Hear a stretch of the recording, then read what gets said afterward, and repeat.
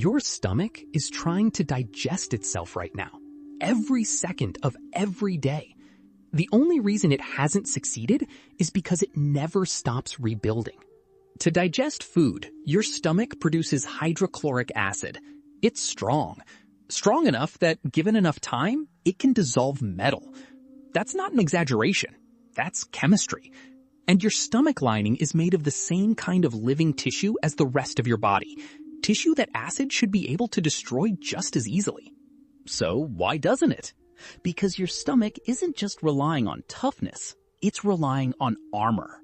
A thick layer of mucus coats the entire lining, constantly neutralizing acid before it can reach the cells underneath. Think of it like a raincoat in a storm that never stops.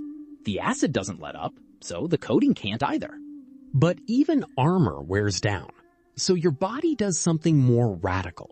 It doesn't just protect the lining, it replaces it completely. Every 3 to 5 days, the entire surface of your stomach lining is swapped out for new cells, faster than almost any other tissue in your body. For comparison, the skin covering your entire body takes about a month to fully renew. Your stomach does the same job in a matter of days, because it's fighting a war your skin never has to. This system usually works, but it's not unbreakable. Certain medications, chronic stress, or a specific bacterial infection can wear down that protective mucus faster than your body can rebuild it.